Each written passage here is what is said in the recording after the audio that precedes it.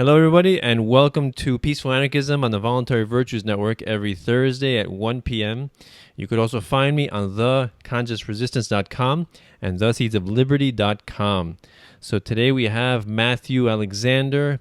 He's a Rothbardian, Anarcho-Capitalist, Voluntarist, and Libertarian. He's author of the book Whither We, which is a science fiction action adventure and includes a lot of Austrian economics, Rothbardian libertarianism, the fun stuff. And his website is matthewbrucealexander.com. And he's got a Whither We Facebook page as well. You throw him a like because we all need more likes, right? And you could also he's also written articles, movie and book reviews, libertarian style, on Prometheus-unbound.org. So you can check out his stuff there. So Matthew, thanks a lot for coming on the show. Hey, thanks for having me. I appreciate it. Yeah, I saw you on Facebook posting your stuff around. Like, who is this guy? And anything that's featuring Austrian economics and anarcho-capitalism, like I'm all for that. I'd love to support rappers or any kind of authors, article writers. So we all use our preferred avenue or medium for promoting the message of liberty, and it's all good. We're getting different audiences, so I'm very happy to have you. So can you, before we get into the book, can you tell us a little bit about your path, your journey to voluntarism, to anarcho-capitalism, what got you started, and what books, podcasts or authors influenced you the most? Yeah, I'd be happy to. I started life in a Republican family. Growing up, I was a very firm Republican when I was a kid. I was maybe a little more on the liberal side. The first time I ever heard about libertarianism, someone mentioned it in high school, libertarians, and I asked him, well, what's that? And he said, well, they're the ones who are socially liberal but economically conservative, which is not a bad 2-second starter definition, although it's not completely accurate. But at the time I heard that, and I said, oh, that's what I am. Although I was mildly libertarian, I would say, very mildly. I was very much in favor of the drug war as a kid. Then towards the end of high school, just being introduced to new ideas, new things, and some classes I was in, you start broadening the view, you start questioning what you actually are, although I never stopped at that point, and I don't think I ever stopped being something vaguely conservative. And then one day, P.J. O'Rourke, who is from my hometown of Toledo, was back in town, very, very funny author. He was back in town giving a lecture that my mom went to, and she bought a couple of his books and gave one to my sister and one to me. She gave to me All the Trouble in the World, which I read and loved, although looking back at it now, it's very insufficiently libertarian from my perspective, but at the time, it seemed, I thought P.J. O'Rourke was a radical, but he started making really good points, and I started to be pulled in more of a libertarian direction, and I then read Parliament of Horrors, of course, which is his best book, hysterical book, and moderately libertarian, and I started getting interested in questions of policy. And I don't remember the exact route I took, but I started reading more and more people. I read a little Milton Friedman. At that point, I had not been introduced to Rothbard, and I got involved, eventually started calling myself a libertarian. This would have been around 1999 or so. And I started calling myself a libertarian. I started doing some activism for the Libertarian Party in Ohio. At this time, I was at Ohio State, so I was down in Columbus, Ohio. And I campaigned for a candidate who won, actually. And then just slowly, inevitably, if you're going to take an honest look at the arguments, it's hard not to become an anarchist. I mean, you almost have to try not to. And actually, I did for a time. I remember I spent basically all the year 2004, where I basically said, you're an anarchist. But for some reason, the idea was scary to me. And maybe just coming from my bourgeois Republican background. It was too radical or something. But I couldn't think. There was someone I had connected with online who was an anarchist, and we would roam a particular forum, just blasting away at the socialists. And it came out at one point that he was an anarchist, and I thought, holy cow, dude, you're really radical. But, I talked with him a bit. He didn't really try to recruit me that hard, but I talked with him, and he was the first one who really mentioned Rothbard to me. And like I said, for basically the whole year of 2004, I was basically an anarchist. I was just in the closet.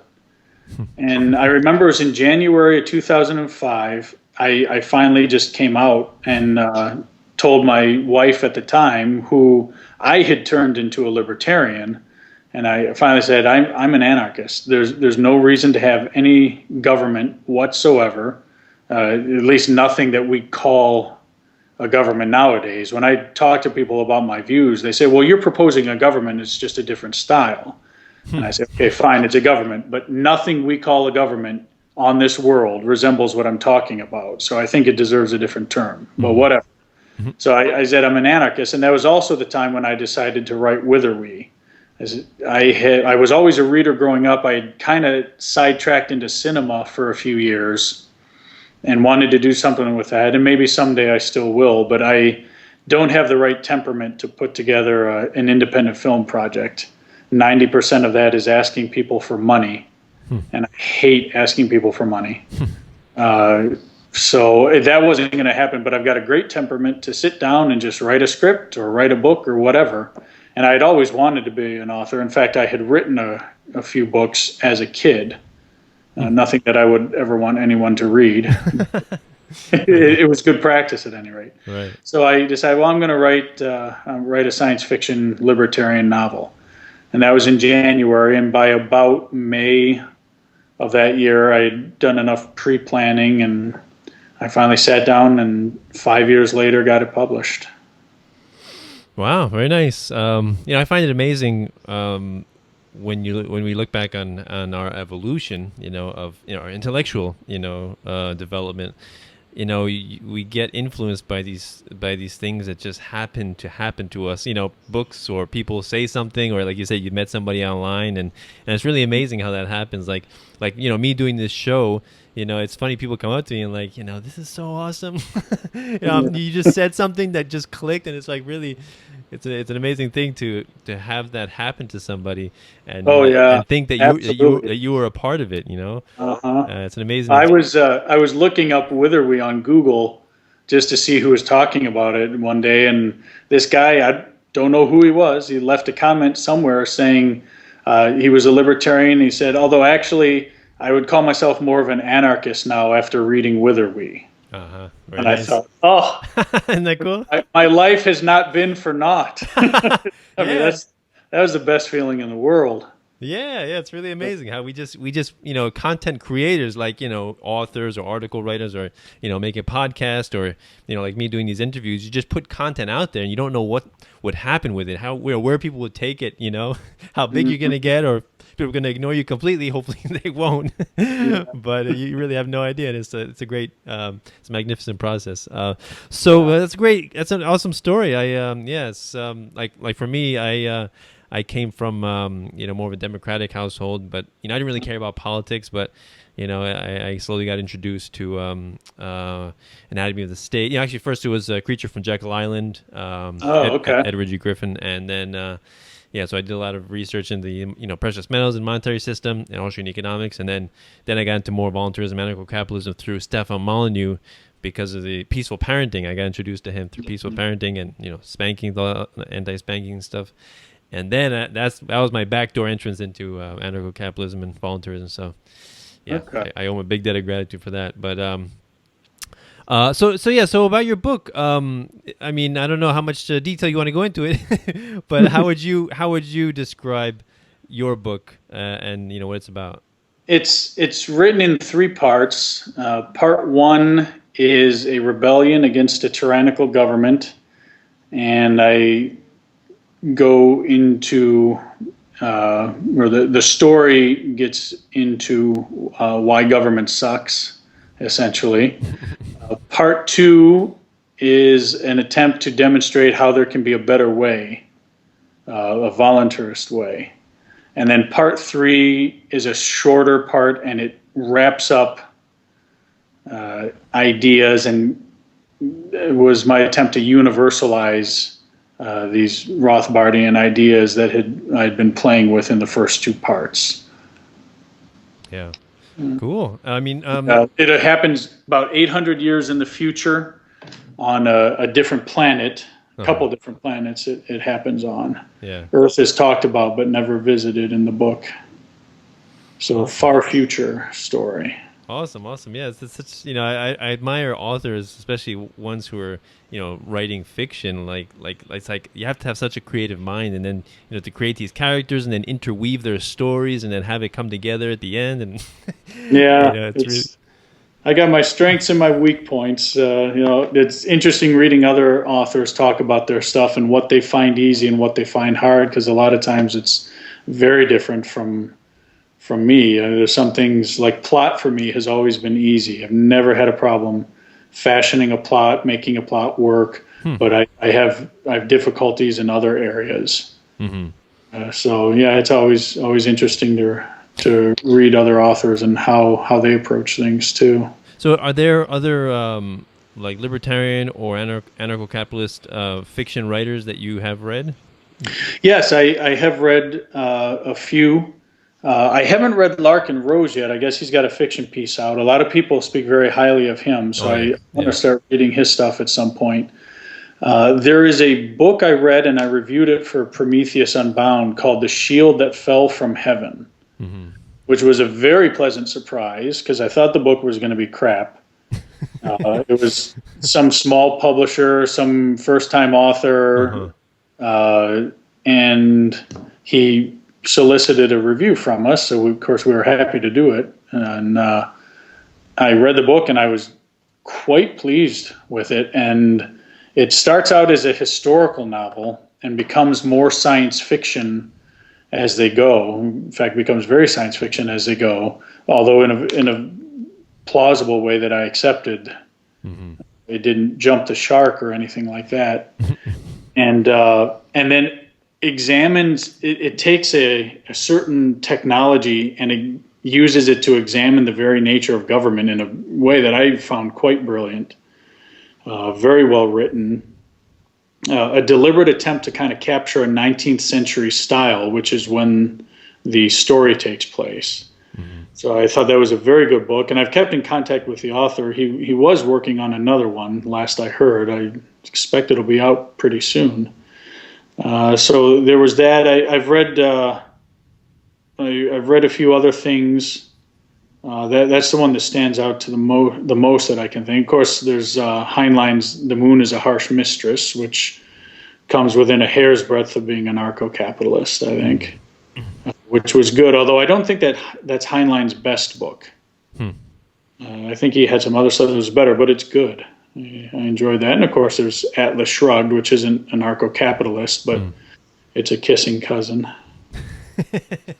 Nice. Yeah. Larkin Rose, he's a really amazing writer. I think, very clear and precise. Passionate, I've heard. Yeah, and I read the Most Dangerous Superstition, although that's not fiction, but I think it's the Iron Web. That's his fiction book. That might be it. I think so. I can't remember the name of it, but yeah. So he's really amazing with the way he can articulate these ideas, in a simple and direct way, so that people can understand it. Because I think it demonstrates your ability, or how much you know a subject. It demonstrates how well you know it by how easily people can understand it, right? How well you can transmit the message and articulate it to people. Because if people don't understand what you're saying, what's the point? If you're trying to use words to impress people, impress people and show your knowledge, but nobody understands what you're saying, it's self-defeating, right? Yeah. Well, if you can't explain it such that a third grader would understand it, then maybe you don't understand it yourself. So exactly. Yeah. I think it's Albert Einstein quote is like, if you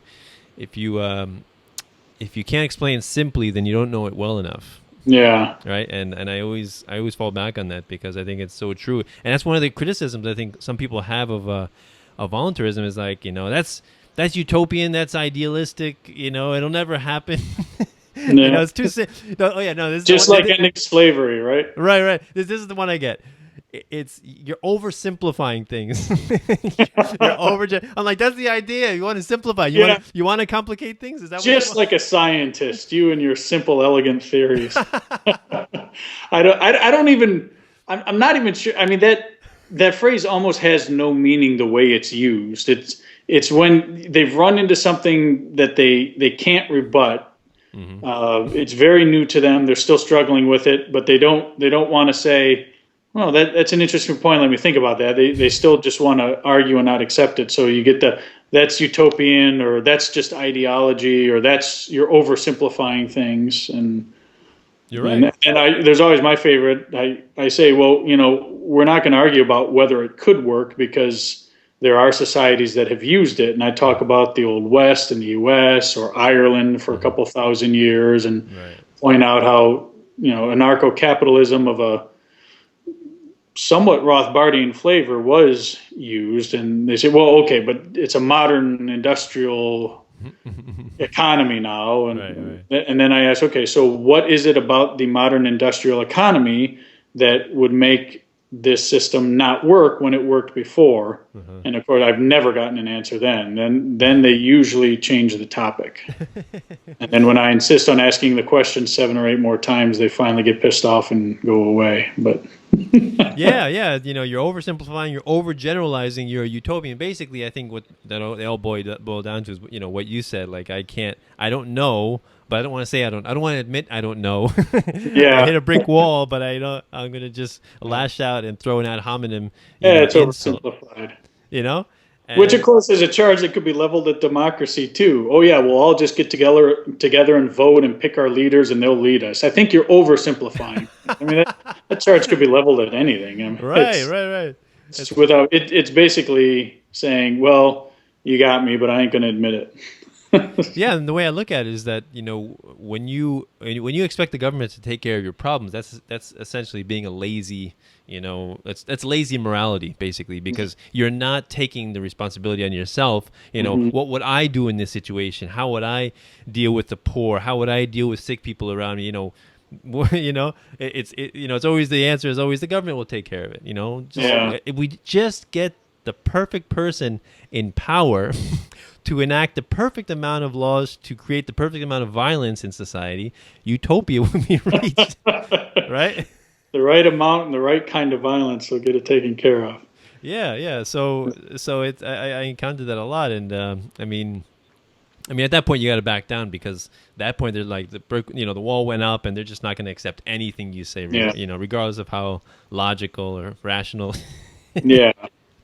Yeah, it's they need to at least mull over it a little bit. So right. So let me ask you about Rothbard. So what works of Rothbard do you appreciate or have you read? What works of Rothbard have I read? Let me take you to my bookshelf. Oh, shoot. Well, it'll just be easier that way. Let's see here. Nice. We've got, if you can see it well, we've got Conceived in Liberty. Wow, look at that. Panic of 1819, For New Liberty, Ethics of Liberty, America's Great Depression, and Power and Market. Wow. And, of course, at one time or another, I've probably read about half of Man, Economy, and State, just piecemeal on the Mises.org or else. But I don't know how much of it I've read. I've read a lot of it. And, of course, he had a lot of articles, too, that I've read. But that's my Rothbard section of the library there. Nice. Yeah, Rothbard was a big influence for me, especially Anatomy of the State, The Case for the 100% Gold Dollar, and then what was the other one? I forget. But yeah, those small, especially Anatomy of the State, that was very powerful. Very powerful one, and I think that was recommended by Lou Rockwell when I first heard him. Like, wow, I gotta take a look at this one. So yeah, it's like a brain explosion, right?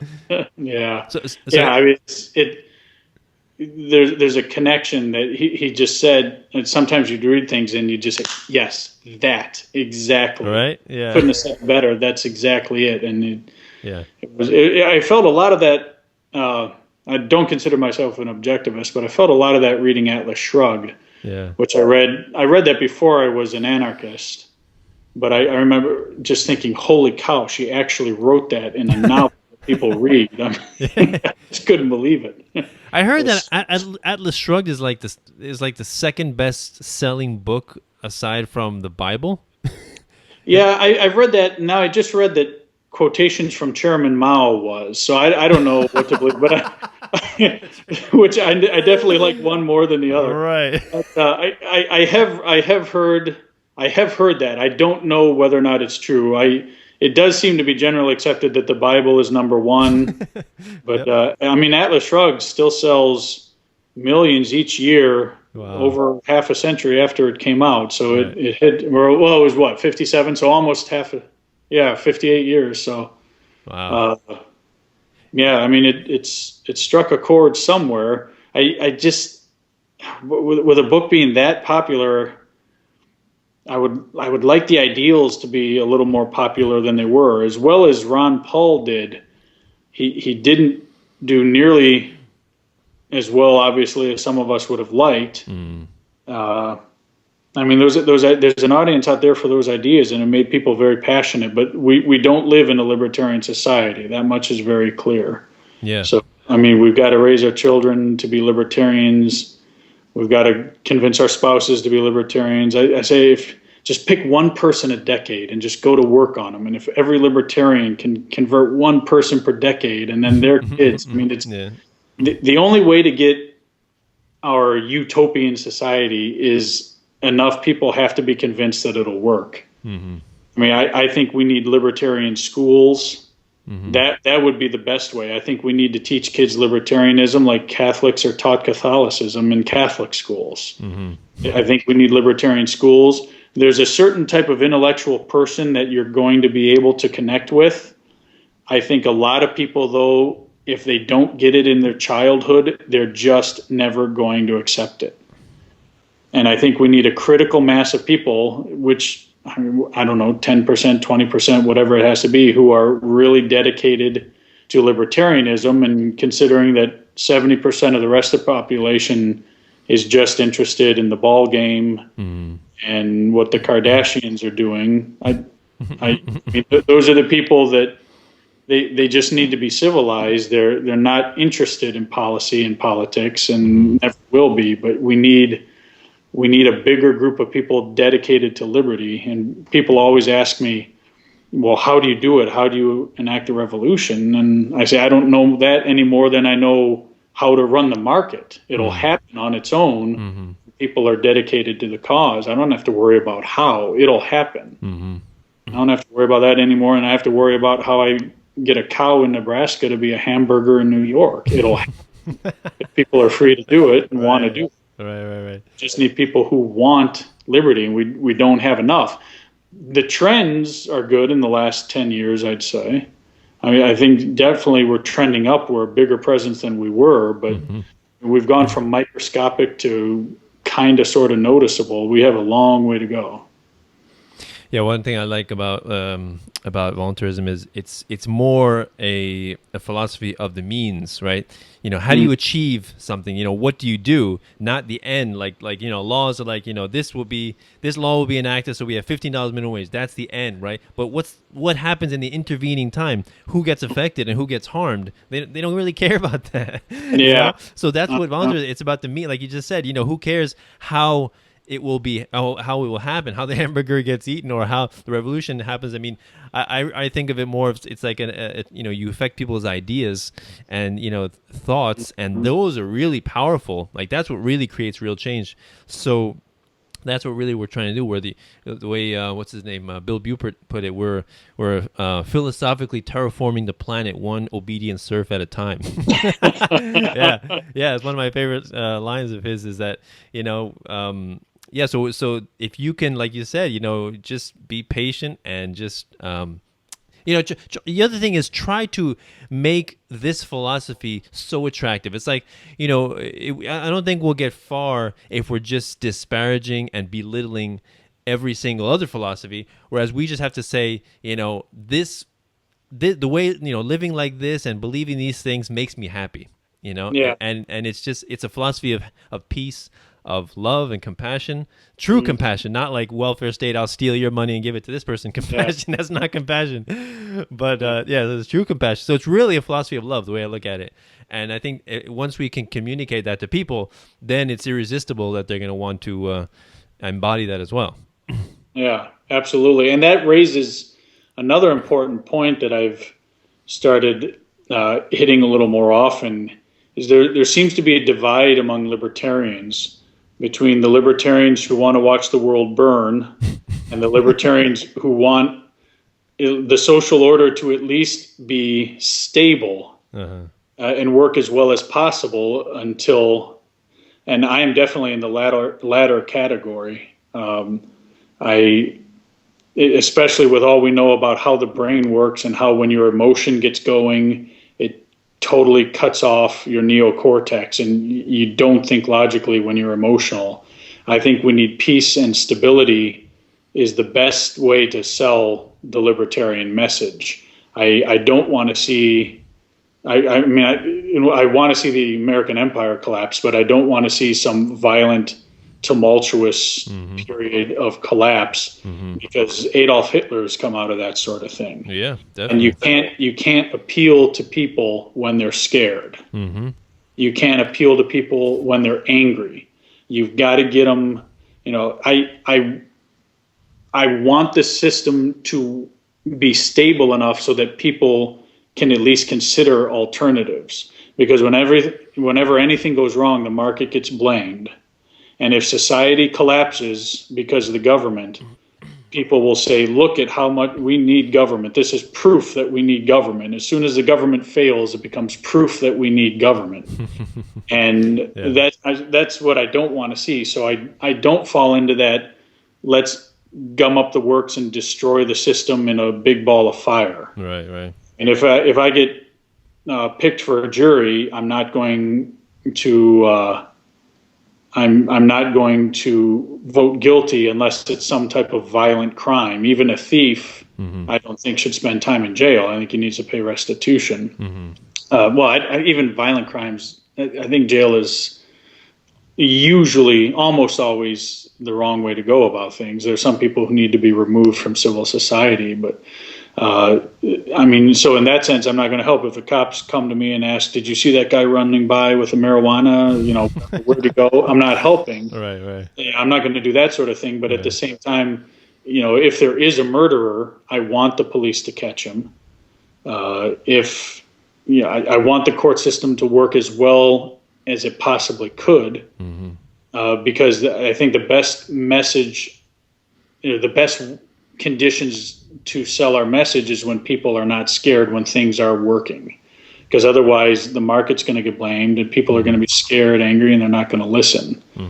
So what side of that do you find yourself on?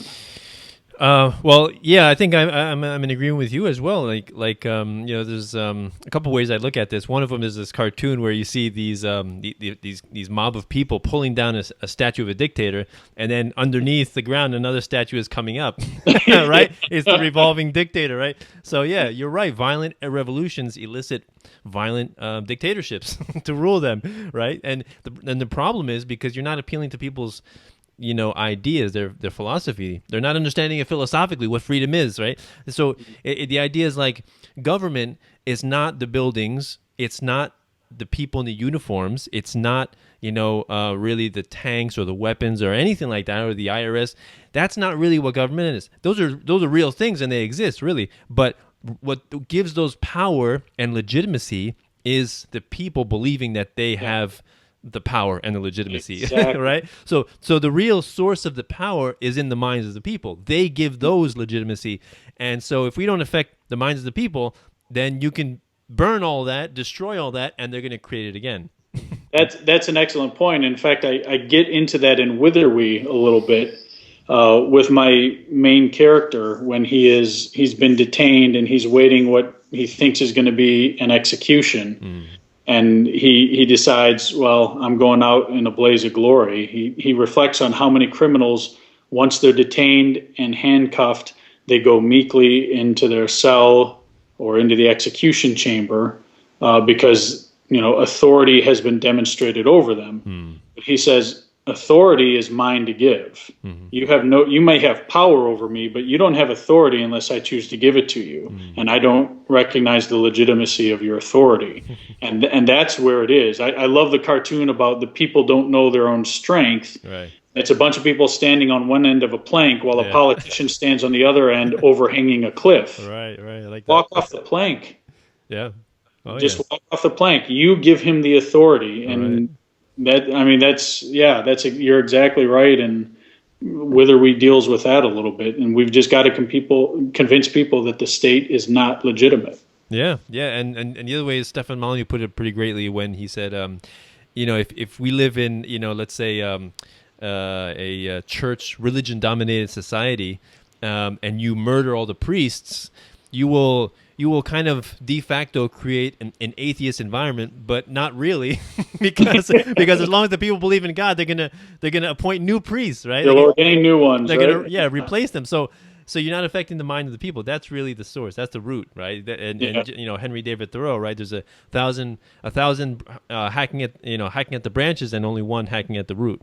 The root, yeah, right. Which is a great line, yeah. Right. So yeah, you're right. That's the difficult job. The easy thing to do is just we'll just find some people, and they're gonna make all the decisions. They're gonna do all this. I don't want to worry about the economy. I don't want to worry about the monetary system. I don't want to worry about foreign policy. We're gonna have a Secretary of State. We're gonna have the press. He'll make all this. I'm sure he'll do a good job. And it's just amazing how, when people, hand over their liberties like that, it just, it's such as, I don't know why they get surprised that it gets trampled and destroyed in times of warfare and government, you hear about all this, boondoggles and government projects that, go absolutely nowhere and are completely inefficient and wasteful and actually harm people. And people are like surprised, like, wait a minute, government's not supposed to be doing this. Like, how can you be surprised? Yeah, I don't know. It's people have faith in the system. I try to think back to myself because I was one of them at one point. I don't know. But then again, I guess when I started reflecting more on it is when I started drifting more into libertarianism. So I don't know. I have read, and I completely believe it, that when libertarians are tested on the way they think, we score very, very high in the logical realm. We tend to be logical thinkers. So I think the message can reach the logical people. We've got to find a way to get it out to a broader audience, and songs, movies, books, that sort of thing is the way to do it. There's a certain type of person that you hand them The Ethics of Liberty by Rothbard, and it's going to have no effect on them. Right. But if you give them a character they can relate to, who goes through a sort of libertarian story, or that there's a certain type of person who can be convinced by that. So I myself have never found that very convincing. I just like writing stories, which is why I do it. I always found a good, rigorous argument by Hans Hermann Hoppe to be what I find convincing, but I guess it's a minority of people who think that way. Yeah, that's exactly why I love to interview and promote the work of authors like yourself, or people who make cartoon animations featuring voluntarist ideas, or rappers, or just different people who have, or just people who have a YouTube channel and they just put out various stuff. It's just the more varied the avenues of expression that we can use, the more people we will affect, right? Because you're right, some people will only react to a rap song. Other people only react to a cartoon animation. Other people need a fiction novel. Other people need, pure philosophical, or let's say pure Austrian economic text. Some people want that. Yeah. We gotta, broaden our horizons, expand our influence. Reach as many people as you can. Yeah. So wherever I go, like for example, I I do the homeschooling with my kids, so I'm out and about meeting other homeschooling families and parents, and so a lot of homeschoolers are generally they're already critical of the public education system. So I kind of just kind of push them along, like, wait a minute, if government can't do education right, let's examine some other things. Yeah. Do you like when you do you talk about these things in your everyday life, like when you go out, or do you try to start conversations, or only if people approach you? I used to start them a lot more. In the last few years, I've gone a little bit more H.L. Mencken, where I'm just enjoying the circus, I guess. But, no, I do. I try to. I'm less aggressive about it now. I try to do more. When I was young and brash, I'd go in and I'd just say, are we allowed to cuss on your channel? I don't know. Yeah, it's fine. No problem. No problem. I just say, all right, motherfucker, I'm going to beat you in this debate with the brick of libertarian logic. And, right. Now, I mean, it's more of just, plant a seed here and there on one particular topic. Right, make people see things in a way they haven't seen. I mean, I've gotten some reactions, about legalizing marijuana, and if you strip it down to what the drug war actually is, people don't really confront it that way often, and if you present it to them that way, so someone is on the fence about, well, I mean, marijuana is bad, but I don't know, the medical marijuana, and I'll just say, I don't think someone should be put in a cage like an animal for having a plant. Mm-hmm. and a lot of times people, I mean, it doesn't convince them in that instant, but a lot of people haven't had it put to them in that way before, and they think their first reaction, oh, that's kind of funny, but then a lot of times it'll stick with people because, well, what he said was not inaccurate. It wasn't exaggerated. That's what we're doing. So, I mean, things like that can have an effect. Yeah. The best way to convince someone is to establish a relationship with them, a good relationship. Yeah. So that they'll listen to you. People at work, if they get to know you and they trust you and they respect you about certain things, and then they find out you have, this perspective on something, they're willing to listen to it more. Yeah. My approach, because I have a background in stand-up comedy, so I use comedy a lot to help relax people, break the ice, put down their guards. I know some people they use alcohol. They say before you talk to somebody, lay on some harsh anarchist philosophy. Just say let's go out for a drink, have a couple of beers, and that calms people down and relaxes their guard, and it makes them more inviting to what you have to say. And another thing is, Stanhope fan. Say again. Doug Stanhope fan. Oh, really? Big time. I love that guy. That guy's great. The Larkin Rose. This one Larkin Rose idea really resonates with me, which is like, people have their beliefs maybe 10% because of logic and 90% because of emotion. Yeah. Right. And that's about the balance too. I think. Yeah. So basically, what he says is, you don't always even have to make like the complete case for voluntarism and convince them taxation is theft and it's a violation of consent and all this kind of stuff, or government is so all you have to say is sometimes they never even hear of an idea until you mention it, right? So if you were to go up to somebody, just a stranger, and because you're talking to them casually, and you say government is illegitimate and then walk away, it's like maybe that's the first time they've heard that, and then they're gonna be like, "Wait a minute, that's interesting."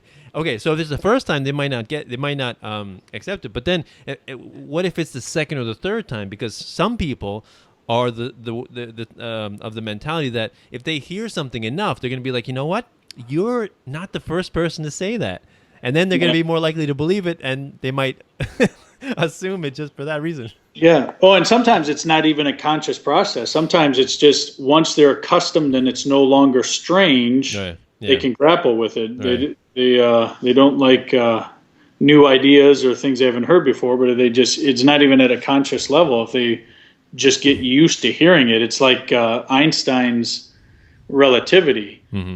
No one actually understands what the hell the dude's talking about. But if you hear space-time enough times, you become used to hearing it, and you're comfortable with the term. But I mean, you can't honestly claim you know what space-time actually. You can't picture space-time. Right. It's a sense thing, but yeah. So I mean, so the same. It can work in a good direction too. If you put up 1 million signs across the country, government is illegitimate. At the very least, people have gotten used to it, and now it's a topic that can be discussed. So that's one step in the right direction.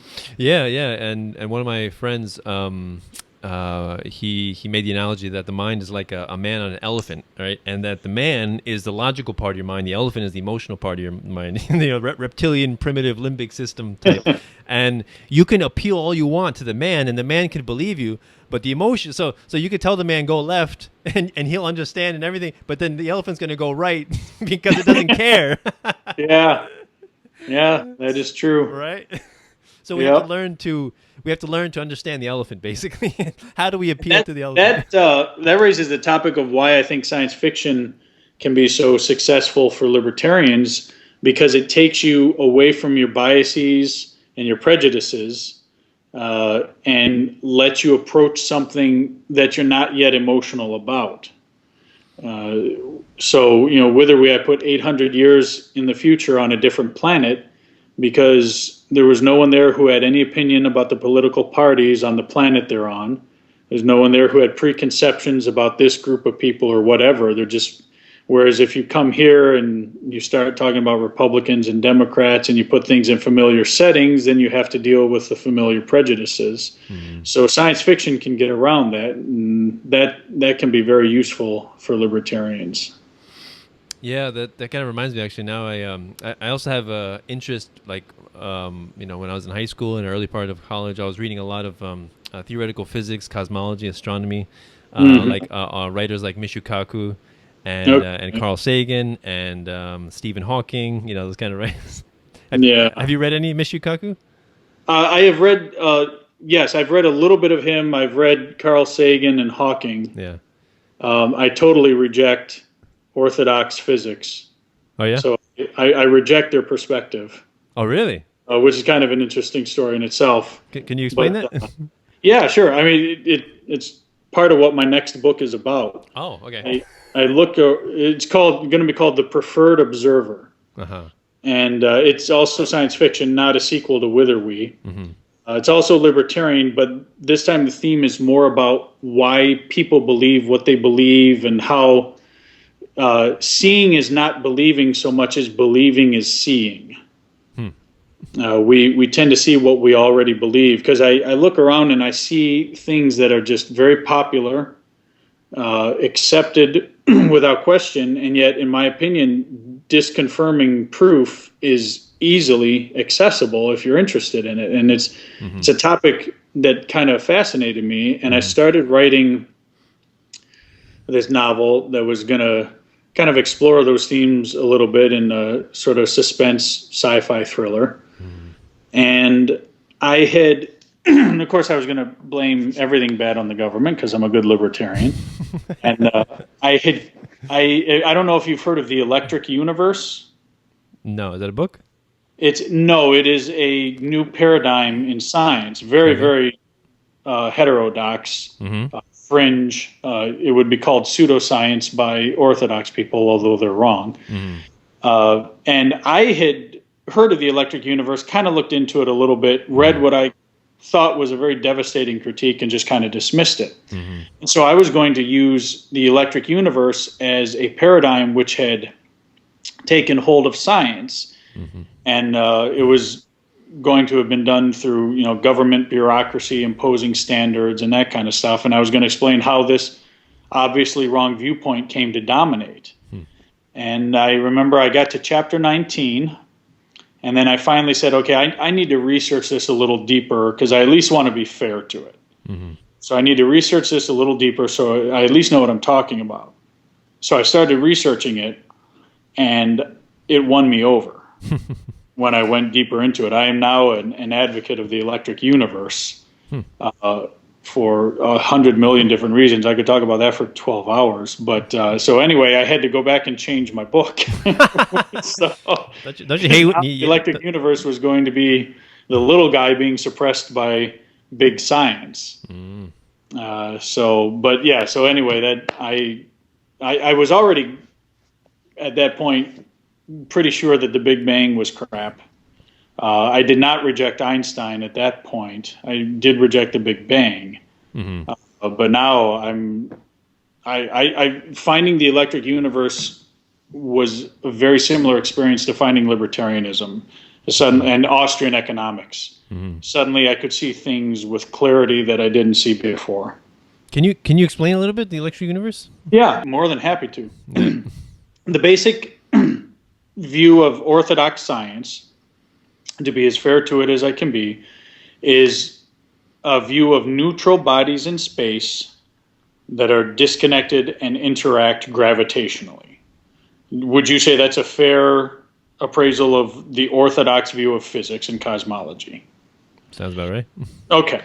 The electric universe views these as charged bodies connected through the plasma that we now know runs throughout the universe. And they interact more, not that gravity doesn't exist, but they interact more electrically than they do gravitationally. So basic, I mean, to make a pitch for it in 15 seconds, everything you see in the sky, and I mean everything you see up in the sky, can be reproduced in a plasma physics lab down here on Earth in miniature. From the sunspots, Saturn's rings, even the shape and flat rotational curves of galaxies can be reproduced in a plasma physics lab. So 99.999% of the universe is plasma, and a very tiny bit is solids, liquids, and gases. The rest of it's plasma everywhere. So when you see plasma-looking effects in the presence of plasma, I mean, I know what William of Ockham would say. I think the mystery's solved. There's no need to invoke dark matter, no need for dark energy, gravity waves, alternate universes, extra dimensions. None of this stuff is necessary. Everything we see happening up there is easily reproducible in a plasma physics lab. And I think our modern cosmology comes from a time really before we knew what electricity was. And there were some people like Christian Birkeland and some other 19th century scientists who were kind of starting to say, you know, comets are behaving in an electric fashion. I can reproduce this in my lab. And you did have some lines of argument going that way, but it got stomped on by the orthodox viewpoint and big science, which later really turned towards mathematics and away from what I think a physical science should be. It's too mathematical, not enough experimentation, and no one accepts a falsifying observation anymore. But so I think our days of cosmology are, as Wal Thornhill says, in the gaslight stage of science, or evolving out of that, and no one ever really considered the role of electricity in space. In fact, modern astronomers and cosmologists aren't even educated on plasma. There's no mention of it in astronomy textbooks. It's often referred to as a hot wind, or a hot gas, which is not the case any more than a gas is a hot liquid. It's its own state of matter, and it behaves differently. And it behaves in such a way that you can explain everything you see up in the sky. I mean, the recent close encounter with the Rosetta Comet, it for someone who advocates for the electric universe, as you can see, I've torn my hair out thinking about it, is because they're staring at the answer right in the face. All these things that we're surprised by this, oh my goodness, we didn't expect this, and blah blah blah, all predicted by the electric universe. But they're so ingrained in their paradigm that believing is seeing. They believe it's well, they used to call it dirty snowballs. Now they call them snowy dirt balls or whatever. They believe in them so strongly they can't see anything else. But I mean, it's so clear that electricity is what's involved here if you really take a look at it. But they don't study plasma or electricity. So 99.999% of the universe is plasma, and they know next to nothing about plasma. So of course they're coming up with things like dark matter, because they don't understand what they're looking at. But a plasma physicist can tell you what's going on, in broad terms at least. There's a lot of work to be done on the details. Wow, very nice. I've never heard that that theory. So I said 15 seconds. That went on a little bit longer. Awesome. No, thank you very much. That's fascinating. I never heard that. Can you also, before we end, can you go into, you said you reject the Big Bang. Yeah. Can you go into why and what you see? Sure. Yeah. I rejected the Big Bang even before I rejected Einstein, just because it was never a theory that made any good predictions. They just kept updating the details of the theory when information would come in that they didn't expect. So you've got something that's supposed to be an explosion of space-time outward. So how do you get the clumping of galaxies that you see? It couldn't happen that way. Now they've calculated that if at the moment of the Big Bang all this matter started moving towards each other, there would be just enough time for it to form the superclusters that we see today. But of course, it wouldn't be moving. They'd be moving away from each other. There's an explosion is going to scatter things. So that's one reason why it's a problem. Another reason why it's a problem is it's you don't have the uniformity in all directions that you should see from a Big Bang. There's too many. You don't have the isotropy, is what they refer to it as.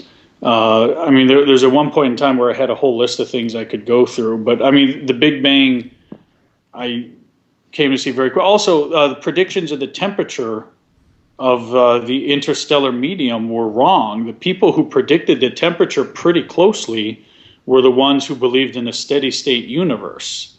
The Big Bang people were off sometimes by orders of magnitude in how cool they thought the interstellar medium should be. When they finally found out the temperature, the Big Bang advocates have did what they have always done, is they changed their retrodictions to match the data, but they didn't predict it beforehand. I mean, there were tons of problems that went into that. It is just a bad theory, and I think it's very emblematic of modern science. There's no such thing as a falsifying prediction anymore.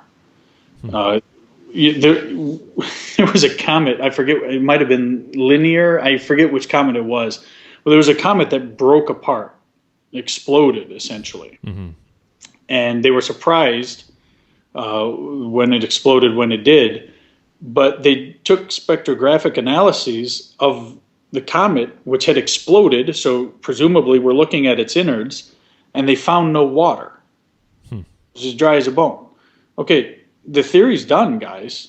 Comets are not dirty snowballs. Now, maybe the electric universe is right, maybe it's wrong, but it's certainly not a dirty snowball. You just saw a comet break up. You took a spectrographic analysis. There's no water. The theory's done. There have been comets that have passed through the sun and come out intact on the other side. Really? Wow. Yeah. It's not a dirty snowball. Wow. And we just landed on Rosetta, and there's nothing there but rock. And it's funny listening to these guys talk about it, because they can't confront the truth. Well, it's a rock-like substance. It was harder than we thought it would be. The lander rebounded off the comet a lot stronger than we thought it would. Because it's this rocky-like substance. No, it's not rocky-like. It's rock. It's a rock. It's not made of snow or ice. It's supposed to be this, loosely packed bunch of debris, and it's obviously a big chunk of rock. It's not a primordial snowball. I mean, we've seen it. The Shoemaker-Levy comet that crashed into Jupiter some years back. it broke apart into a bunch of pieces. And of course, they tried to explain it through tidal kneading. I think there's a better electrical explanation, but they're not. And then, the water they do find is a pittance, and they find the details of the way they find it suggest that it's not coming from the comet itself. It's probably being electrically, chemically created, which is a process that can be reproduced in a lab here. But and then a lot of what they call water is not H2O, it's just OH. And they say, well, it's OH, photodissociation got rid of one of the hydrogen molecules, but we're going to call it water. But most it's not water, it's OH. So, I mean, it's just they don't accept falsifying observations. When the comet breaks apart and you analyze it and there's no water there, that theory has been falsified.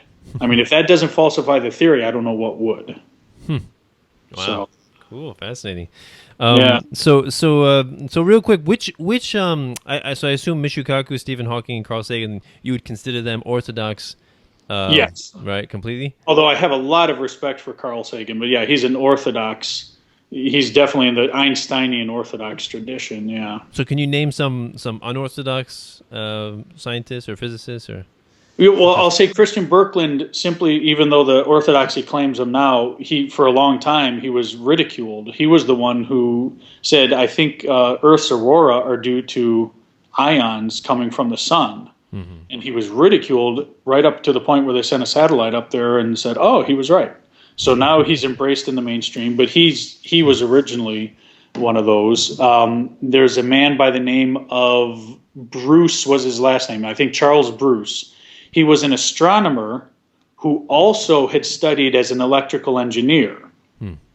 And he had that electrical engineering background. So when he looked in the sky, he started seeing things that reminded him of electrical effects in plasma. So he's another one. Ralph Jurgens was one. He was the one who, I think he was the first one to come up with an electric model of the sun that does not rely on nuclear fusion. Another theory which has been falsified dozens of times over. It was a guess at the beginning. Okay, not a bad guess. At the time, fusion was becoming, nuclear physics was becoming a thing. Fusion, okay, fine, it's internally driven by fusion, but I would say it's been falsified in a number of different ways.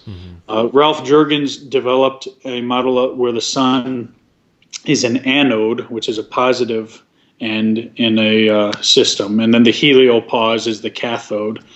Wal Thornhill is and Don Scott are the two big scientists currently alive who are studying into it. In fact, they've just finishing up an experiment called the Sapphire experiment, and I want to get more details of this, but they actually were able to reproduce the sun in miniature in a lab. Using the sun as an anode and running an electric current through it. I mean, they reproduced the reverse temperature gradient. They had coronal mass ejections. They had sunspots. They had the granulation that you see. And they even had some indications that some fusion was going on the surface. Because we know there's fusion going on in the sun because there are neutrinos coming out. But according to kind of a preview report I heard, they said they were able to match the data they got from their experiment and match it perfectly to the data being gathered from the sun. So that's extremely exciting. And I at this point am pretty much convinced we live in an electric universe. I find it extremely exciting. Wow. It's the first time I hear all this, but wow, fascinating stuff. Check it out at thunderbolts.info if you want to look more into it. There's thunderbolts.info, also holoscience.com, HOLO science.com. I also have one quick question. Before I stopped reading about all this stuff, theoretical physics and cosmology, I read a little bit about M theory. Yeah. Is that would that also be considered orthodox?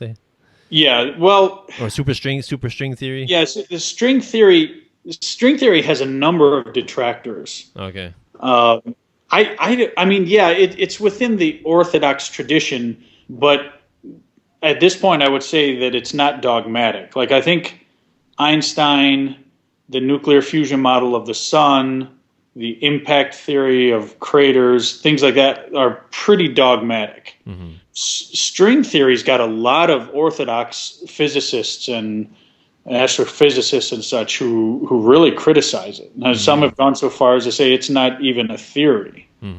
There's a book by a mathematician named Peter something or other. I can't think of his name. Starts with a W.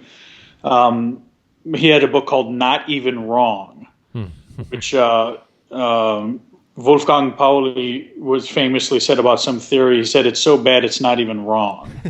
And he criticizes string theory. Lee Smolin has his thing, The Trouble with Physics, and he criticizes it as well. So I get it. It's an idea that's getting kicked around in the orthodoxy, but it hasn't been raised to the level of dogma. In my opinion, I believe in a certain a priori of physics. Not that you can do physics from your armchair, but that any physical theory has to pass a certain test before you can even bother considering it, and that is it conceivable? Anything that tries to add extra dimensions is not a physical theory of this universe. You can represent it mathematically, but it's not. You're not talking about this universe. And relativity is lauded for its predictions, which, by the way, is way overstated. But to the extent that it agrees with observed reality, which it occasionally does, okay, fine, you're mathematically describing it, but you haven't created a theory that actually describes reality. Okay, you might get the right mathematical results, but time is not a dimension. Dimensions are a physical thing, up, down, right, left, forward, back. When you can point in the direction of time, I'll consider relativity. Until someone can point in the direction of time, it's not. And then people say, well, he doesn't mean dimension in the same way there. But then how can he combine space-time into one physical thing? I mean, it's not something that makes any sense. And it's also just kind of weird from the outset to subordinate distance and time to velocity. I mean, velocity is dependent on them, but here velocity is the king, and distance and time will change to accommodate the speed limit of the universe, supposedly the speed of light. Which, I mean, that's a weird thing to do from the outset. I wouldn't say that falsifies it by itself, but it's awfully weird. It's a strange thing. So any, M theory, which is a further development of string theory. There's no one string theory. There's one estimate was there are more possible string theories than there are atoms in the universe. That should be a clue you're on the wrong track. Science simplifies things, which the electric universe does. It simplifies things. Even gravity in the conception of the electric universe is kind of like a secondary effect of electricity at a subatomic level. Although I consider that more speculative. But in terms of what powers the sun and what runs the galaxies, I am quite confident it's electricity. And if you spend some time reading it, you'll run into so many different reasons why. I mean, I couldn't even list them all for you. I could probably list you 50 reasons off the top of my head, and that's only the tip of the iceberg. Seems like every time a new press release comes out, there's another another point for the electric universe, it seems like. Yeah, I don't mean to keep you too long, but I have too many questions for you. Dude, I'll talk to midnight about this. Go ahead. So, what do you think about the flat Earth theory? Have you heard about that one? The flat Earth. Yeah. I have heard about that. What is your opinion on that one? I have to hear it. Centuries ago, millennia ago, they saw the shadow of the Earth on the moon. Right. That cleared it up right then and there, I would say, about the flat Earth. Okay, so you're not so you think it's complete? No, I'm not a flat Earth. Okay, just curious because I first heard that from Jeff Berwick's Anarchast. I don't know if you watch his show. Jeff Berwick, writer of the Dollar Vigilante, and he interviewed this guy Eric Dubé, who has his own. He's anarchist, has his own YouTube channel, and completely all about flat Earth stuff. And we never went to the moon, and that kind of stuff. We never even broke the horizon. The past our atmosphere. That's really out there. Yeah. I mean, I guess in a movement like libertarianism, you're going to attract people who are willing to throw away orthodox beliefs. Right. Which I am too, but I mean, I'm not going to throw out everything. I'm convinced that we have orbited the Earth, taken pictures, and it looks somewhat spherical. As far as the landing on the moon debate, we have telescopes that can see the stuff we left there now. Okay. I mean, there was never a really strong argument. I did look into it at one point because I was interested, and I read the moon hoax side, and they raised some questions. I thought, oh, that's kind of interesting. And then when I read the rebuttal, I just thought, that just tears it apart. There's a really good video on YouTube. It was done by a guy with a number of years of TV directing experience. And all he does is examine the arguments about how the footage was faked. And he demonstrates beyond any reasonable doubt whatsoever that there was no way they could have faked that footage back then. So the argument that we didn't have the technology to go to the moon, but we had the technology to fake it is exactly wrong. We had the technology to go to the moon. We had rockets. You go into space. We had the technology to go to the moon. We did not have the technology to fake footage back then. And it's an excellent, it's about a 10-minute long video. All right, well, we can definitely include all these. Look at that. Yeah, we'll include all the stuff in the description, so, all the stuff we talk about. So, wow, fascinating.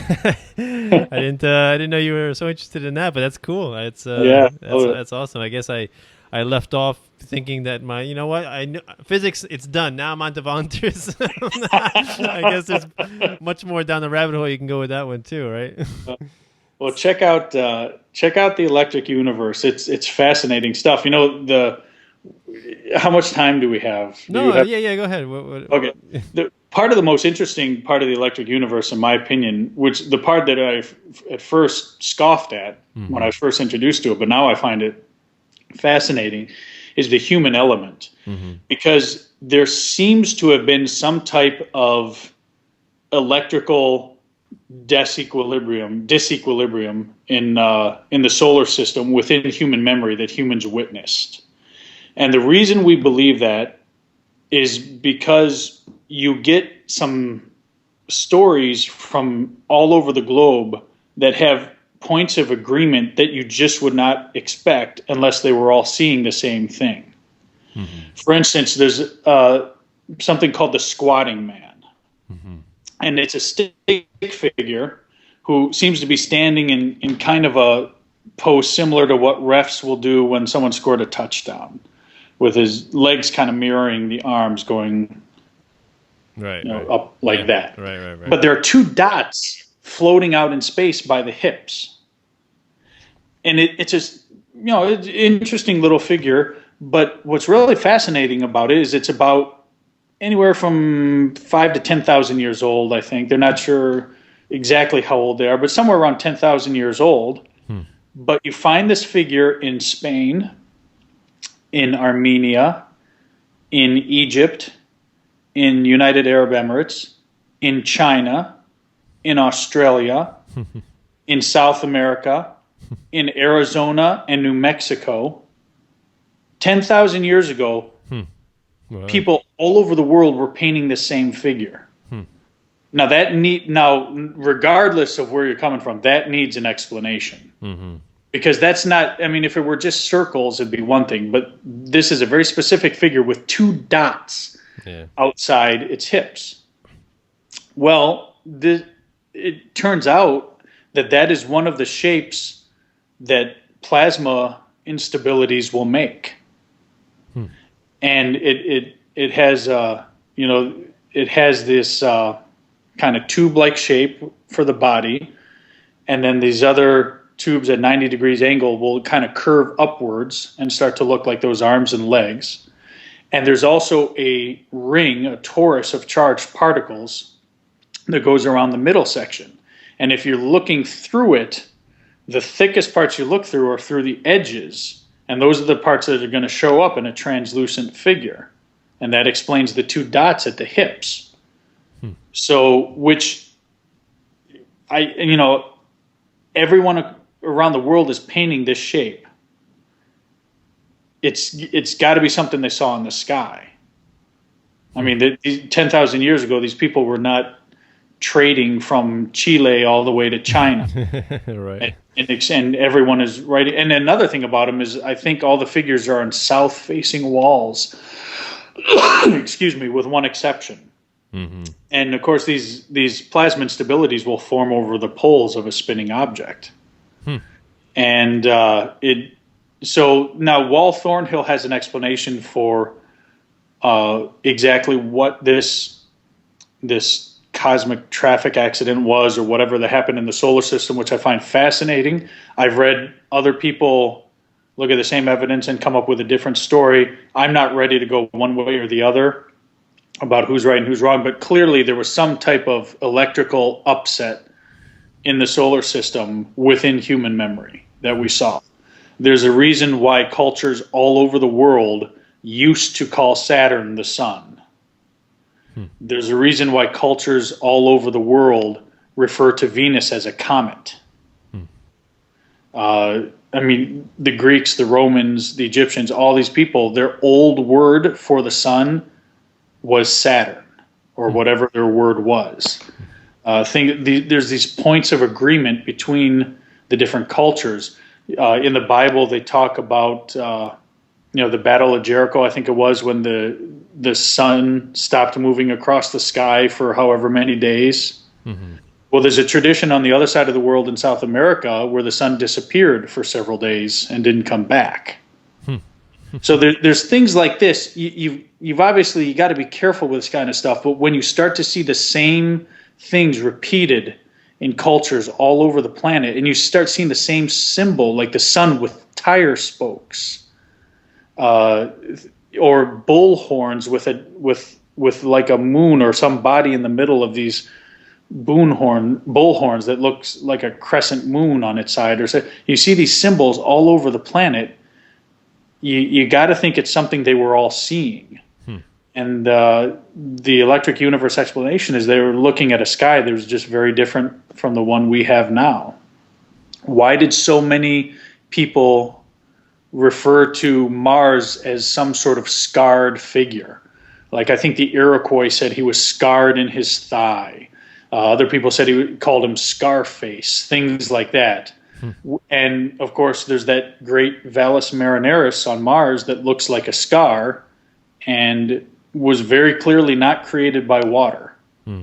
I mean, from afar, it looks like maybe it was, but when you get up close, you start seeing, there's no tributaries, no way for water to escape. And you can reproduce that scar on Mars with electricity, of course, in a plasma physics lab.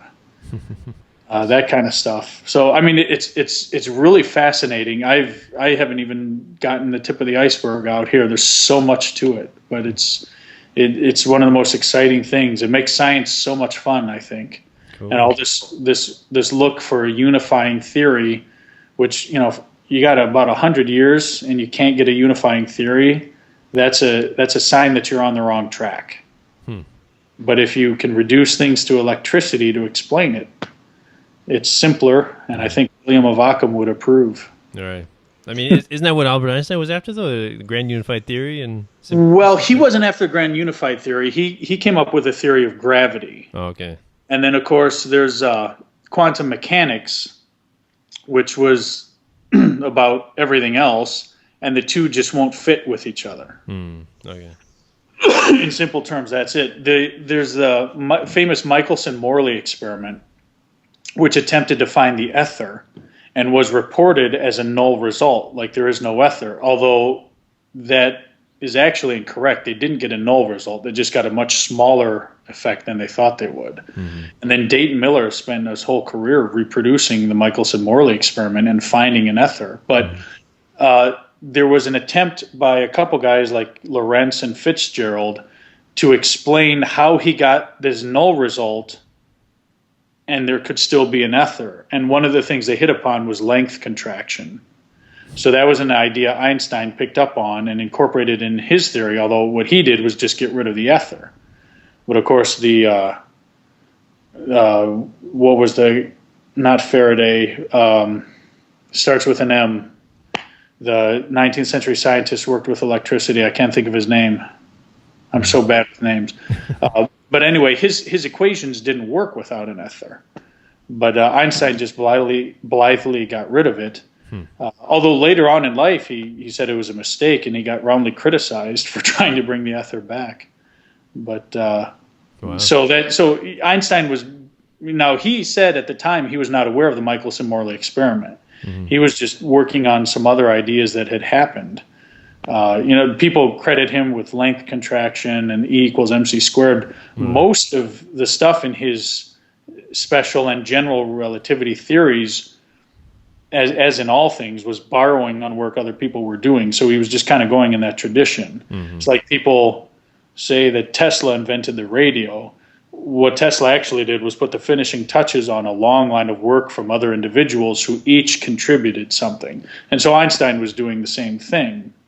He contributed a little bit to a line of thought that was going on, although one that I think is very wrong. Wow, cool. Yeah. Fascinating. Yeah, I imagine you could go on for hours talking about this. I believe you now. Well, we'll have to cut it off. Maybe we'll have you back on and talk more about this. I would love to. Seems like you have a lot to say on these topics also as well. Yeah. Awesome. So before we go, just plug your books and your websites again, just to remind the listeners. There's a website, witherwe.com, WITHURWE.com. You can get a free download of the book. It's also available on Amazon. MatthewBruceAlexander.com is going to be my blog site. As soon as someone kicks me in the butt and gets me actually writing on that, I've got only a few articles right now. And then The Preferred Observer is being edited right now. I hope to publish that. I will publish that before the year is over. The Preferred Observer, that will be coming out, and will also be available for free. I don't believe in intellectual property, so awesome. It was available for free, and you're free to write fan fiction if you want. I consider some authors try to stomp down on that. I do not understand them. I encourage it. If you want to write fan fiction for anything I've done, what do you mean fan fiction? Can you explain that? Oh, so, sometimes people take characters from a series they like and write their own stories with those characters. Oh, usually involving sexually explicit material, but really, well, a lot of people do. That's funny. But I mean, some authors get upset when people write fan fiction. And I just think you're an idiot. You're an idiot. These are your fans, and they're publicizing. They're giving you free publicity. Right. Exactly. Right. So I encourage it. You can take my stuff. I'm all about Creative Commons attribution. And that's all. Sure, definitely. So that's how you get your name out there, and absolutely what you're trying to, the message. It's like David Friedman said: when you're young, you're afraid people will steal your ideas. When you're old, you're afraid that they won't. Right. So I guess by that measure, I'm an old man right now.